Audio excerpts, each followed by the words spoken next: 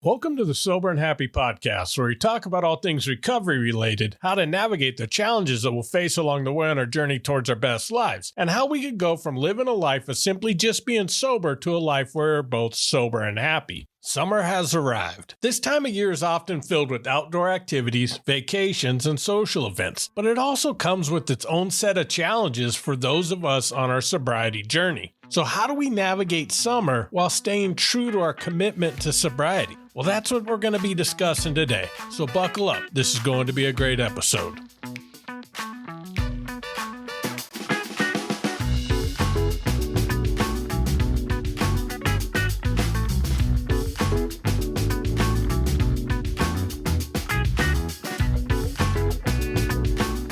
Welcome back. Summertime can be hard to imagine sober. Everything that I enjoyed doing in the summer involved a drink in my hand. Barbecues, going to the lake, camping, and parties. Every time I would think about quitting drinking, I would think of summer and convince myself that there was no way I could make it through one sober summer. The idea of being sober on a weekend like the 4th of July seemed so painful that when I finally decided to go to rehab, I had one condition. I wasn't going until after the 4th. It was not a coincidence that my sobriety date is July 6th. Since then, I've learned that summertime is not something that we have to dread. I loved summer before I got sober, and I love it today. But it wasn't always that way. Summer can present a lot of challenges when we first get sober. But there are steps we could take to make this time of year not only something that we survive, but something that we also enjoy.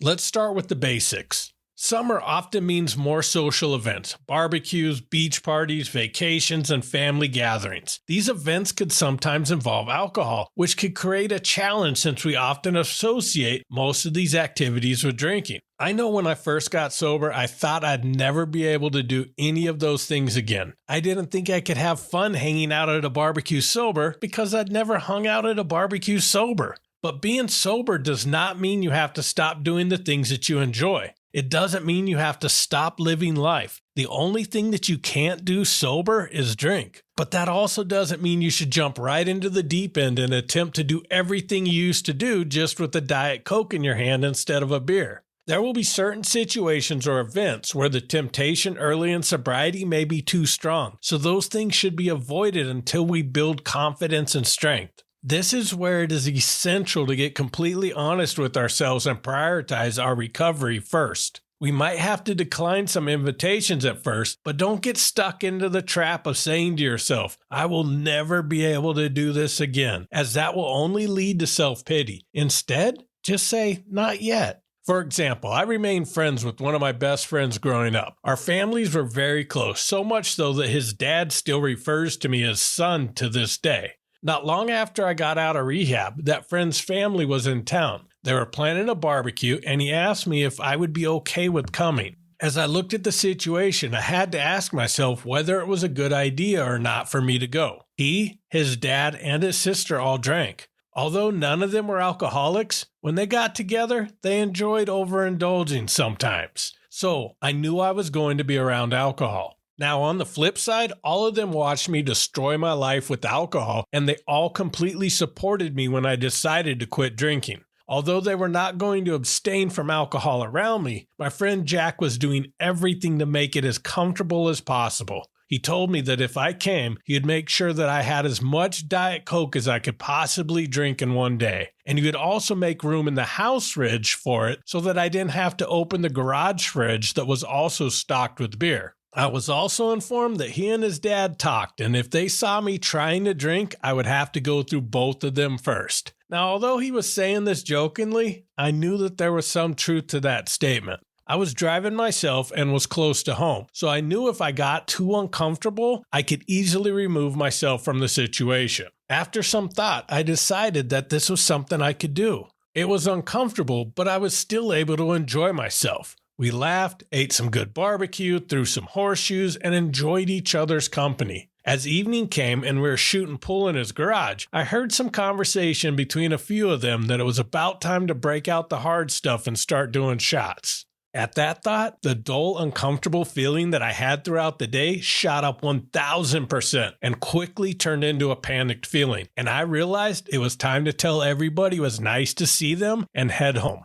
I learned from that experience that in the right environment, around the right people, and staying committed to my plan to leave if it got too uncomfortable, I could still enjoy something I did before while staying sober. But I knew if I removed any of those things at that time early in my recovery, I would be increasing the chances of relapse. So, when I was invited to the lake to camp with that same family a month later, I once again evaluated the situation and asked myself if it was a good idea now having that experience I had at the barbecue. I thought of that moment when just the idea of shots being broken out caused me to panic, and I imagined that moment while camping in the middle of nowhere 2 hours away from my house. I quickly realized that camping was not a good idea, yet.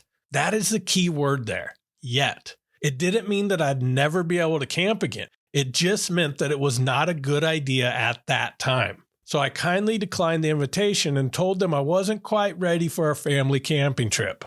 Were they disappointed? Yes. But they understood, and even if they didn't, their disappointment pales compared to the collective disappointing that my relapsing would cause me and those who love and support me. So the first step is to look at all your summer activities, the ones that you usually enjoy doing and the ones that you may have already planned, and go through a process similar to mine to see whether they are good ideas. It may mean saying no to some things. It might even mean changing or canceling plans that you've already made. And you may temporarily disappoint some people along the way, but that is better than the disappointment that comes with the relapse. Here are some good questions to ask yourself if something is a good idea. Is drinking the central focus of the activity? When I went to my friend's barbecue, the main focus was spending time with family. Alcohol was a secondary thing. Do the people I will be hanging out with support me not drinking? If you're going to be around people who will always try to talk you into having just one drink, that is not somewhere you should be. Is there an easy exit plan if things get uncomfortable? This might involve driving yourself, or if you go with a friend, it is understand that if you need to go, they're okay with leaving right then without any argument.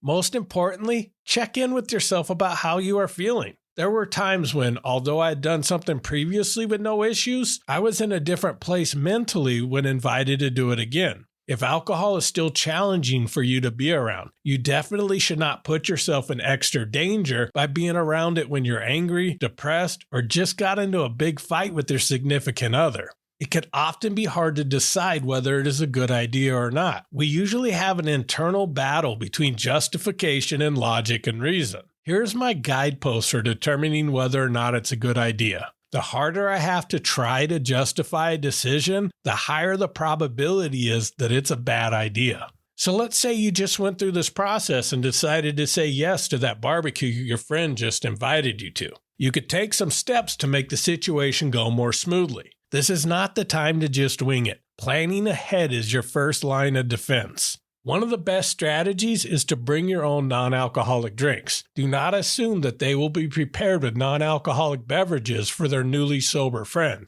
Now, I was a Diet Coke guy, so this part was easy. But many people just get bored with just drinking soda or water. So if sitting poolside with the can of Diet Coke does not sound appealing, get creative. There are all kinds of ways to make not drinking less boring. If you hop on your favorite social media platform and type in non-alcoholic summer drinks, you will find endless options of people making creative non-alcoholic drinks. Another great tip is to buddy up. Bring a sober friend or someone who supports your sobriety to events if possible. Having someone there who understands your journey could provide moral support and make you feel more at ease. It also adds a level of accountability if the temptation comes on strong.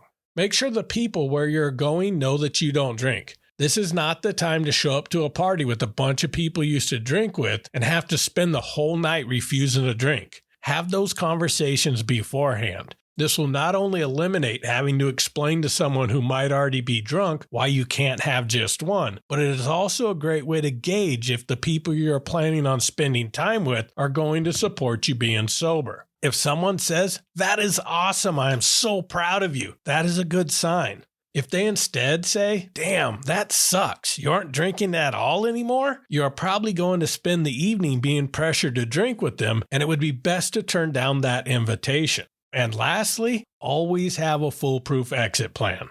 Now, we have spent much of this episode discussing summer and what to do if we're around alcohol, but this is also a good time to explore new things. Summer is a great time to discover new activities that don't involve alcohol. Take advantage of the warm weather and longer days to explore hobbies and activities. Go hiking, join a sports league, take up gardening, or start a new fitness routine. Finding activities you enjoy could help you stay focused on your recovery and provide you a sense of fulfillment. The main difference I find between people who complain about sobriety being boring and people loving their sober life is the people thriving in sobriety are out exploring and trying new things instead of just sitting around the house and not drinking. To wrap up, summer can be a wonderful time filled with opportunities for growth and enjoyment. By planning ahead, setting boundaries, discovering new activities, and celebrating your successes, you could learn to enjoy your summer both sober and happy.